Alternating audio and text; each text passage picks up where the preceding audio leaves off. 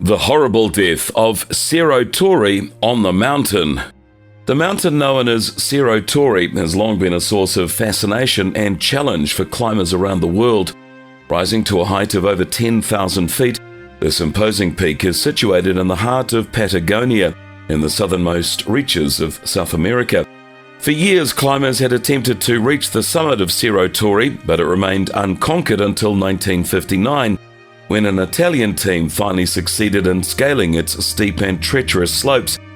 But while that feat was a triumph for the climbers involved, it was only the beginning of the mountain's deadly reputation. In the years that followed, Cerro Torre claimed the lives of many climbers who attempted to reach its summit.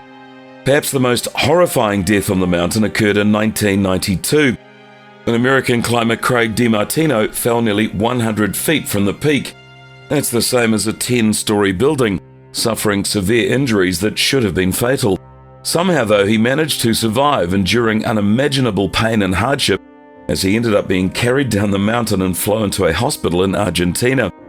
The story of Craig DeMartino's climb and fall on Cerro Torre is one that is both awe-inspiring and deeply disturbing. It is a tale of the human spirit's incredible resilience in the face of adversity, but also of the terrible dangers that can arise when we push ourselves to our limits in pursuit of our dreams. DeMartino was an experienced climber with many successful ascents under his belt. Cerro Torre was a different kind of challenge, though, altogether. Its steep, icy slopes were treacherous even in good weather, and the unpredictable Patagonian climate could turn deadly in an instant. DeMartino knew all of this, of course, but he was undeterred. He had dreamed of climbing Cerro Torre for years, and nothing was going to stop him from trying. DeMartino and his climbing partner, Canadian climber Jarem Fry, began their ascent on January 7, 1992. The weather was cold and blustery, but they felt confident in their abilities and in the strength of their equipment. They made good progress at first, but as they neared the summit, winds grew stronger and the ice became more treacherous. DeMartino slipped and fell, his body tumbling end over end 100 feet down the icy slope. Incredibly, he managed to survive that fall, but he was very badly injured. His legs were shattered and he had broken bones in his back, arms and ribs. He was also bleeding heavily and his internal organs were badly bruised. Fry managed to reach him and called for help. It would be hours, though, before a rescue team could reach them. In the meantime, DeMartino lay on the cold, windswept mountain, enduring unimaginable pain and fighting to stay conscious. When the rescue team finally arrived, they were amazed to find DeMartino still alive. They knew, though, that time was of the essence. They strapped him onto a makeshift stretcher and began the long, treacherous descent down the mountain. It was a grueling journey made even more difficult by the fierce winds and the sub-zero temperatures. Finally, after many hours of painful, exhausting effort, they reached the base of the mountain and were able to get DeMartino airlifted to a hospital in Argentina. The road to recovery was very long and painful for DeMartino. He underwent multiple surgeries to repair his shattered bones and internal organs, and he spent months in the hospital and in rehabilitation. He never, though, lost his passion for climbing, continuing to pursue his dreams despite the many obstacles he now faced. Today, DeMartino is a motivational speaker and an advocate for disabled athletes. He travels the world sharing his story of his journey of recovery and his advocacy for disabled athletes.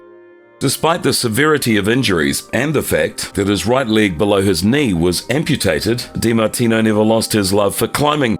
He returned to the mountains as soon as he was able, determined to continue pursuing his passion despite the now many obstacles that he faced. He quickly discovered, though, that climbing with his injuries was not easy. His legs were weak, he had difficulty balancing and controlling his movements. He had to learn whole new techniques and strategies for climbing, and he had to rely on the support of climbing partners more than ever before. Over time, DeMartino learned to adapt to this new reality. He became an expert at using his upper body strength to compensate for his weakened legs, and he honed his mental focus and his concentration to help him overcome the challenges that he faced on every mountain. He also became a passionate advocate for disabled athletes, working to promote greater awareness and support for those who, like him, had faced life-altering injuries and disabilities. In addition to his work as a motivational speaker and advocate, DeMartino had continued to climb and explore new mountains around the world. He summited peaks in Patagonia, Yosemite, and the Himalayas, always pushing himself to new heights, inspiring others to do the same.